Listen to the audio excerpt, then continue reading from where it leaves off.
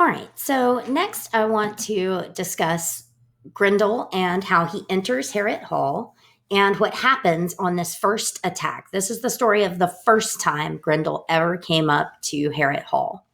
It mentions that he found the warriors sprawled in their sleep. At this point, Harrod Hall was still a place where they found safety, like it talked about in the intro video.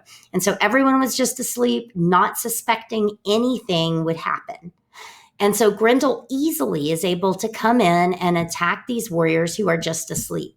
But notice that he snatches up 30 men at once, smashes them in their beds, and runs with their bodies back to his lair.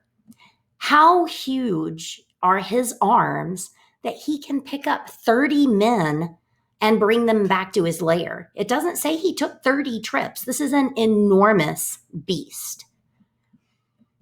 Then the next morning, when the people come and find the bloody scene at Harrod Hall, they realize that it must have been a demon because they see his footprints.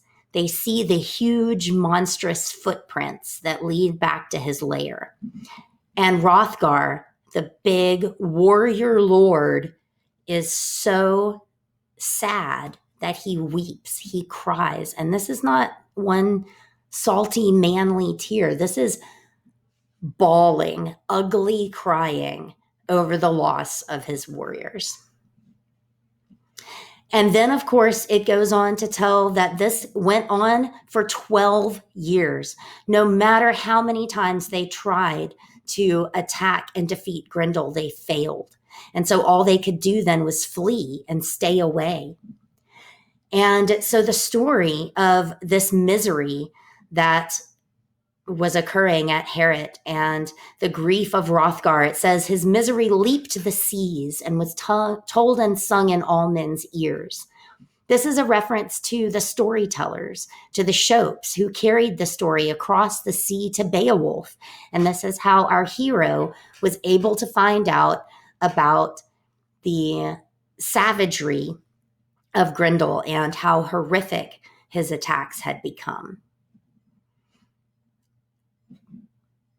There's another mention here at the end of how, in order to try to get them to stop, Hrothgar's men sacrificed to the old stone gods and made heathen vows.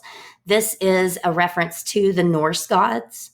And so it says they made heathen vows, but that's just that Christian monk copying the poem down, being judgy. This is their religion. All right, and so now we will move on to the coming of Beowulf.